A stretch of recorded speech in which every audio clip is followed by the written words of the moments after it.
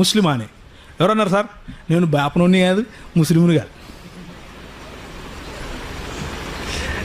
Okay, ఏది కాదు, నా పేరు వెనక ఏ తోకాలేదు.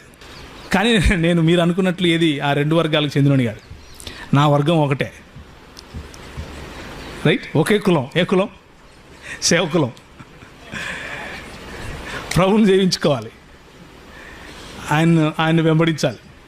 ఇది ఎందుకు ఆయన్ని వెంబడించాలి అంటే, నా జీవితాన్ని మార్చాడు కాబట్టి. ఈయన యేసు ప్రభు దేవుడు కాకపోతే ఆ రోజు నాకు నా జీవితాన్ని మార్చేవాడు కాదు కాబట్టి.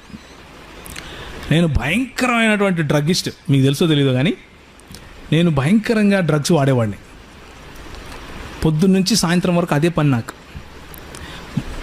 భయంకరంగా కొట్లాటల్లో తిరిగేవాడిని కడపలో. ఎంతసేపు కత్తులు, బాంబులు, అవి రివాల్వర్లు, వాడిని కొట్టాలి, వీడిని కొట్టాలి, అక్కడ కొట్టాలి, ఇక్కడ పోవాలి, ఆ మర్డర్ కేసు, ఇది కేసు, ఇది నా బతుకు. ఇట్లే ఉండేవాడిని. ఒకరోజు ఒక కేసులో పడితే ఆ కేసు నుంచి మా అక్క విడిపించింది. మా అక్క సిఐ ఆ ఊరికి. మా అక్క విడిపిస్తే కొన్ని రోజుల తర్వాత కడప విడిచిపెట్టి వచ్చేసినాను హైదరాబాద్కి. హైదరాబాద్ విడిచిపెట్టి వచ్చేసిన తర్వాత ఇట్లనే ఒక మీటింగ్లో ఒక ఆయన తెల్లబొచ్చేసుకుని దేవుని వాక్యం చెప్తూ దేవుడు లోకమునకు వెలుగై ఉన్నాడు అన్నాడు. ఓ సూపర్, నో ప్రాబ్లం అన్నాను. నాకేం ప్రాబ్లం? ఇక్కడేమో అందరు గిటార్ కొట్టి పాటలు పాడుతున్నారు.